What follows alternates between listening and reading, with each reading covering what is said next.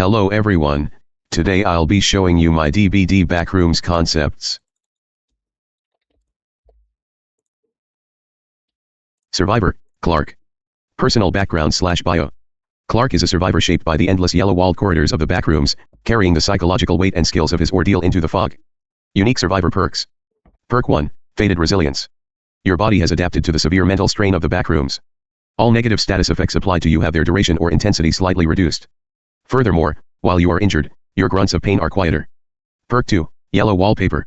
Surviving the backrooms taught you how to get away quickly. When a killer starts a chase with you while you are close by right before they are about to land a hit, you gain a very tiny speed boost, just enough to get a little distance. This effect resets each time you successfully escape a chase. Once you successfully escape and a new chase begins, it can activate again. Additionally, successfully stunning the killer with a pallet triggers a brief flash of the yellow wallpaper from the backrooms in their vision.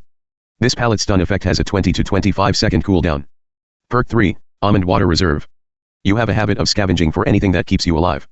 At the start of the trial, you begin with 1 token, and you gain an additional token for each generator repaired. You can consume your accumulated tokens to trigger powerful survival effects. -1 token, gain a random item. -2 tokens, instantly fill 50% of your healing progress bar. -3 tokens, instantly fill 50% of your healing progress bar and gain a random item. Survivor, Dr. Mary Klein. Personal background/bio. A clinical psychologist whose job is to untangle deep trauma. Mary tracked her missing patient to the shifting, yellow-walled backrooms and is now trapped in the fog. She uses her analytical expertise and professional composure to keep her teammates focused and unravel the killer's psychological traps. Unique survivor perks. Perk 1, Deep Analysis. Your clinical training allows you to read behavioral patterns under pressure. When the killer comes within a 32-meter range of you, their aura is revealed to you for 5 seconds. Cooldown, 35 seconds after triggering. Additionally, no matter where the killer is on the map, whenever they damage a generator, their aura is revealed to you for 4 seconds. Cooldown, 20 to 25 seconds after triggering. Perk 2, Professional Composure. You know how to maintain a clear head when panic sets in.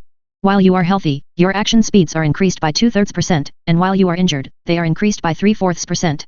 Additionally, a synergy mechanic activates when you complete a heal on a teammate, and they immediately return the favor by healing you. Both of you gain an endurance, 1-hit protection, shield that remains active for the entire duration of that healing action. This allows you and your teammate to safely finish the heal without being interrupted or downed if the killer finds you. Perk 3, Boon, Grounded Space. You possess a clinical understanding of how to turn hostile territory into an area of refuge.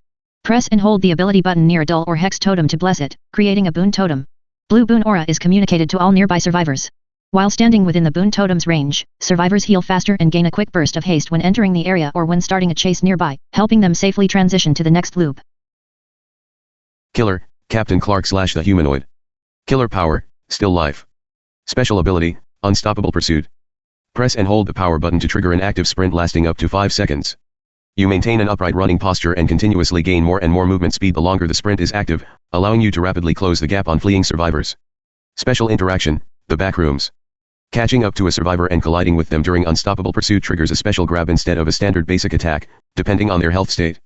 If they are injured or in the dying/damaged state, you drag them directly to the nearest wall, which has a strip of tape on it, and force them through the wall into the backrooms to sit in the chair.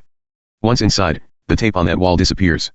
If they are healthy, when you catch them, instead of sending them to the backrooms, you aggressively pick them up and throw them forward to stagger them. Inside the backrooms, their sanity meter immediately starts draining, causing them to go crazy the longer they sit there. The rescue, to save their teammate, another survivor must find the highlighted tape somewhere else on the map, interact with it, and pull the trapped survivor back out. Almond Water, bottles of almond water spawn around the map for survivors to find and drink to restore their sanity. Survivor state, sanity tiers. Sanity meter, a dedicated survivor meter tracking how crazy a survivor is becoming. As your sanity drops, you pass through specific threshold tiers with unique effects. 10% sanity, the still life audio plays very faintly. 30% sanity, the still life audio plays a bit louder, not super loud, just a little bit, and becomes slightly more distorted. 50% sanity, the audio volume and distortion stay the same as 30%, but you now start seeing subtle visual effects around the map, such as faint flickering lights, minor mirages, and brief static ripples on environmental props. 100% sanity, full craziness is reached, inflicting mild, balanced status effects like oblivious, you cannot hear the killer's terror radius, and a slight penalty to action speeds, keeping the disruption fair and manageable without being unfair. Secondary ability, Scavenged Hazard, the stop sign. Rip out minigame, you can walk up to specific spots on the map, complete a quick minigame, and rip a heavy stop sign right out of the ground to replace your main power. Armed versus unarmed states. When you are holding the stop sign, your movement speed is reduced because it's heavy, and your basic attack changes to a heavy swing with the sign in your right hand. You can also throw the stop sign as a projectile. If it hits a survivor, it deals damage and the metal sign literally dissolves and fades away inside their body before eventually respawning. When you don't have the sign, your movement speed is normal, but your attacks change to just throwing punches and swinging wildly in the air, which don't do anything special. Perks. Hazardous condition. Whenever a survivor fails a skill check on a generator, the generator is wrapped in yellow hazard tape, blocking it for 20 seconds. Once the block ends, the perk goes on a 35-second cooldown. Fractured trust. Whenever a survivor completes a healing action on an ally, or vice versa, any survivor within a certain radius of the healed player immediately screams, giving the killer a loud noise notification. Asphyxiating maze.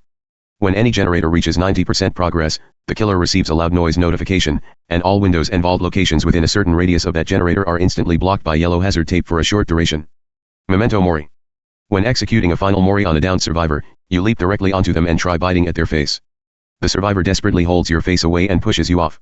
Recovering instantly, you grab them by the waist, bite down hard into their neck/shoulder, violently rip the flesh away, and toss their body forcefully onto the ground. If you are still watching TYSM, please like and subscribe, and this is the audio I was talking about.